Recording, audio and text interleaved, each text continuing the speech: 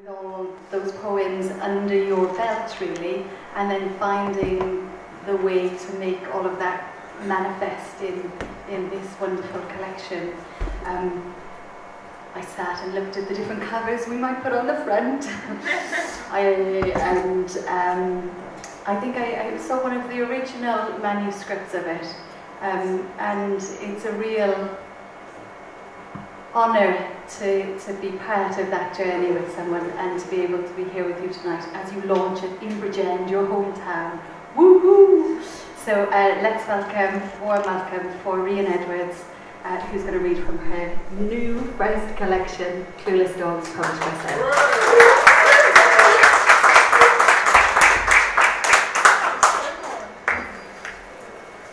Hiya, how do I lower this? I will tippy toe. Is it down here, is it? Okay, that's fabulous, thank you. Hello. Thank you so much to all of you who've come this evening. I'd like to thank Bridgend Council for all the bunting through the town centre. Also the metal fences, bit of overkill for a poetry launch, I thought. But, you know, anyway, I'm quite deep yet. Okay. As it's a bit more of a kind of parlour reading, I'm going to do poems I don't ordinarily do, if that's okay with you. I'll intersperse. The book is in two halves.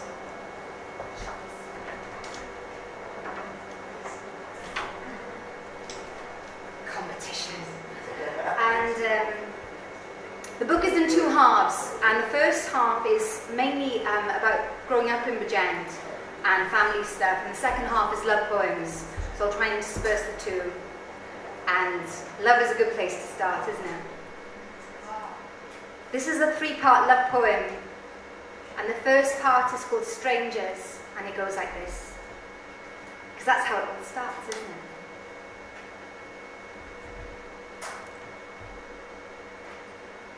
Strangers are for remembering how a mouth works, the liquid shapes, the gurn of a kiss. The mind can't help but narrate the action of an imprecise hand finding its way about me. Part 2, Eiffel, not Eiffel. Looking me dizzy, licking me drunk. In the face of our nudity, I am not really naked enough. Part 3, after. I empty my room of last night. I tread barefoot about the house, open every window, telling myself I'm airing the place. I fill up the kettle, forget what for and wander away, and find myself in a mirror looking for something to pluck.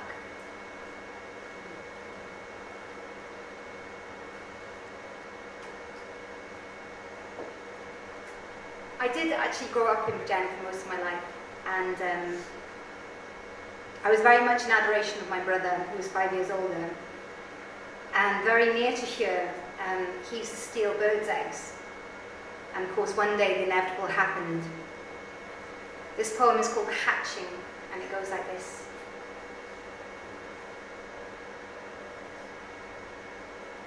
Born in the airing cupboard, to the mothering pulse of the boiler, something cracked its own code to unearth a second darkness, a suddenness of space greater than itself.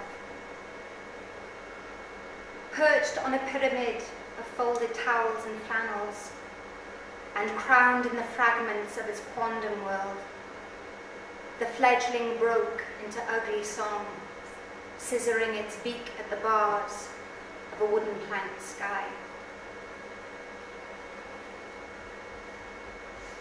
Sorry, I feel like a sportsman constantly, like toing and throwing with the drink.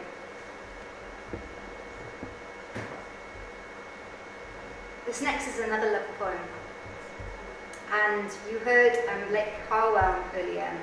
I met Blake in New York last May, and I met him in a kind of poetry, kind of folk venue. On the first night I arrived, it was purely by chance, and we never actually met each other. We saw each other, and I wrote about him in my journal because I fancied the pants off him, frankly. But we never got to meet. And then 3 days later, we met at another venue, both of which neither of us had ever been to, like the first one. And that's when we got to know each other. But we only spent 1 day together, and he had to go to Canada. So the duration of our relationship was spent via Skype, which I was willfully ignorant to up until meeting this man. And it's quite something to kind of fall for someone through a computer screen, you know? Actually, I fell for him like before that, but anyway. This poem is rather unoriginally called Skype, and it goes like this. Now we are falling by way of a window. The motion picture of the mouth, the faithful companion of the voice, staggered by a split second. Now we can only see the other by looking away from the lens. The voyeur conversing with its prey, caressing your face with a cursor. Now that we have come to a blur, a pixelated mashing of atoms, we refocus the cynosure with the fractious waking of a bleary eye. Now that we are a screen, a sea apart, 3,000 miles as the crow flies, you lean in for the kiss, with only the blue iris of the camera to requite it. No, don't you dare, don't you? It's very sweet of you. I'm very charmed. No. It's one of those readings. It's a nonny clappy. Oh, yeah. no, all right. Okay. The nonny clapping. Yeah, that's the technical term. Okay. Silence is its own reward. I don't know. It just makes it awkwarder during the in between poems. Ta-da! Ta-da! Yeah.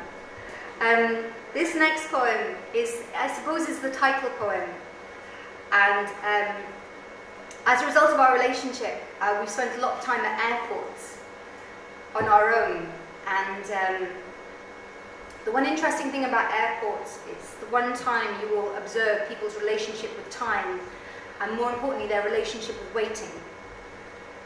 And this stemmed from that, and it's called Outcast Hours, and it goes like this. White light weighs heavy, bullying bright as squash courts.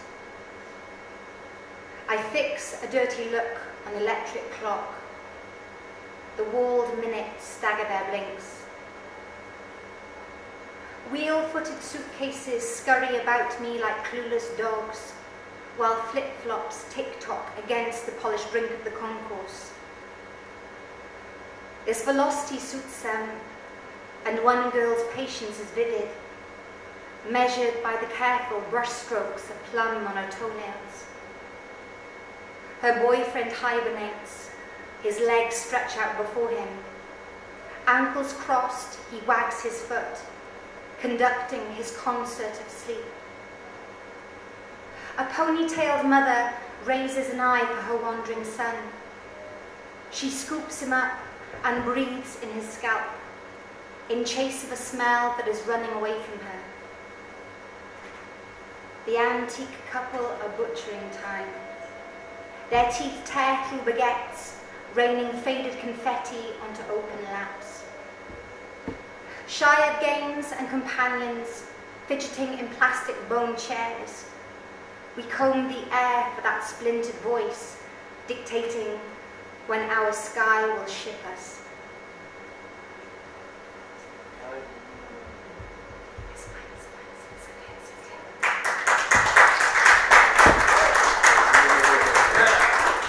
Remember in primary school when you did like the 2-finger clap or something just to keep it? I don't know, it's one of those kind of readings. Would you like a song? Yeah? Oh, Eckers, checkers, man. Oh, okay.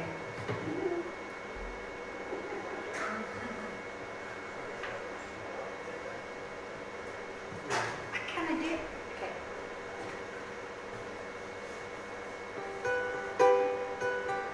Can you hear that?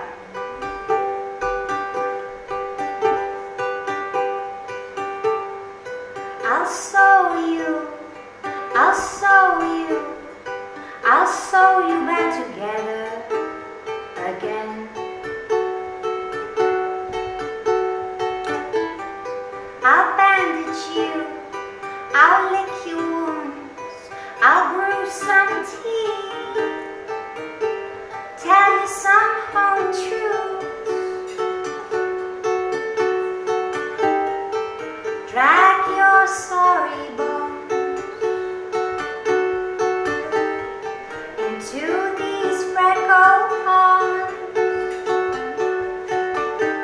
Let's chin wag like we used to. Even go so far to silence our phones. Let your head fall onto the pillow that's been ready plumped on my knees. Use this lap of mine to freeze this point in time, or as a handkerchief, an excuse to sleep.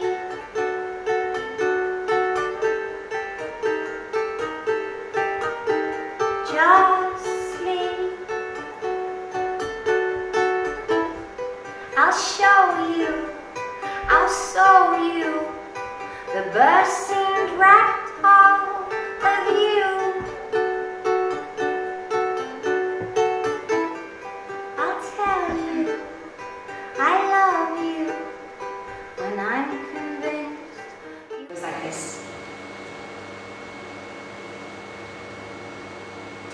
It's her visiting time, which presses the pause, makes you follow me downstairs and shepherd me out of the door.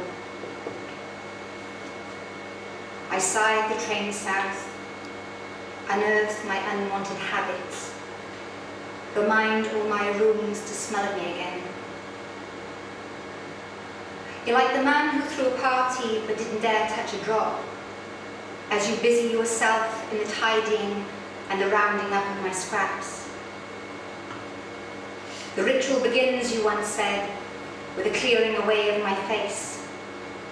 The foundation, lipstick, powder, concealer, the wooden brush cobwebbed with my unyielding knots.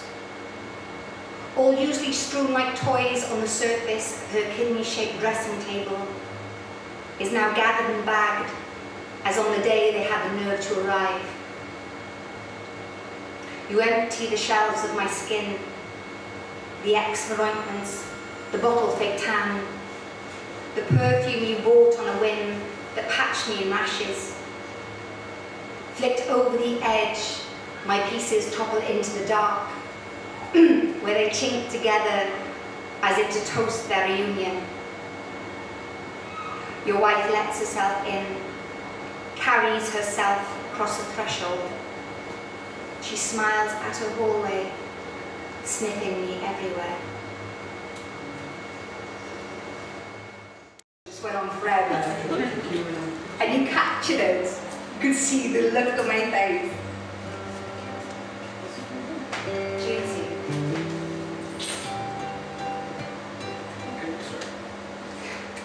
Do you remember? Okay.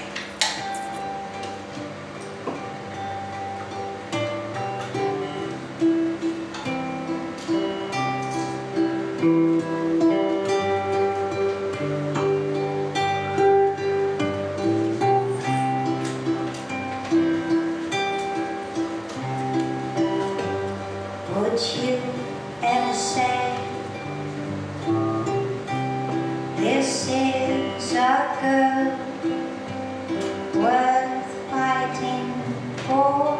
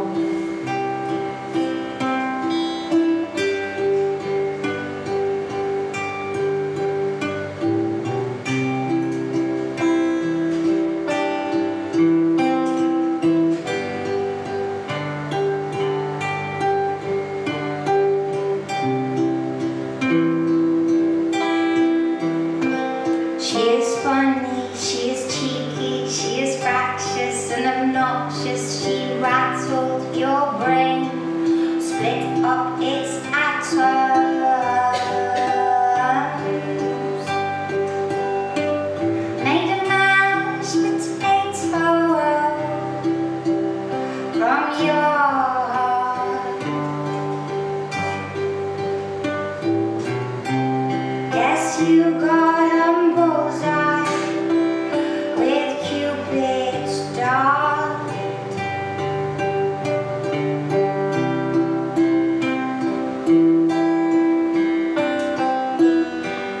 Wouldn't you ever say, hey,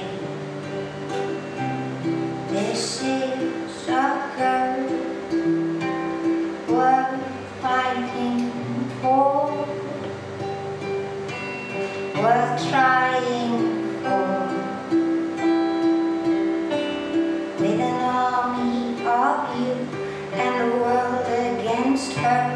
Would you take on that war? Would you take on that war? Do you fancy your chances? Would you take on that war? Would you take on that war?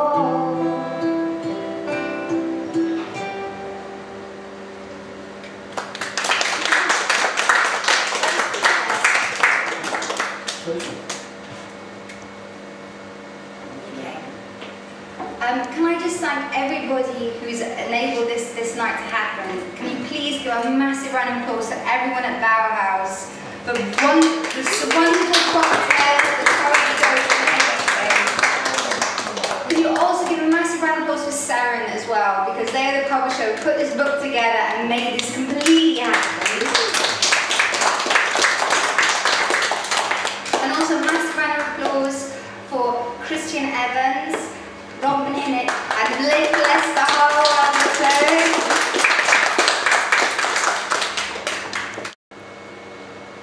Oh, really? Oh, really? Seriously? Okay. It's not true. Tonight, my rhetoric is running on empty. Well, to be perfectly honest, it ain't running at all. Instead, it's nursing inebriate and candid remarks, irresponsibly imparted the night before. Tonight, I'm all out of my idiolect or my signature wit, yet you still hang on my every like chimps on a twig. I mean, look at you. On the edge of your seats, by the far of the course, impatiently awaiting some sardonic retort. I mean, what is this conversation to you anyway? Repartee tennis or derisory blood sport? Feeling unindulged now, are we? Deflated by a distinct absence of eloquence. Well, I bid you adieu, my insignificant others. Because I've done my hard time, I've completed my sentence. Okay.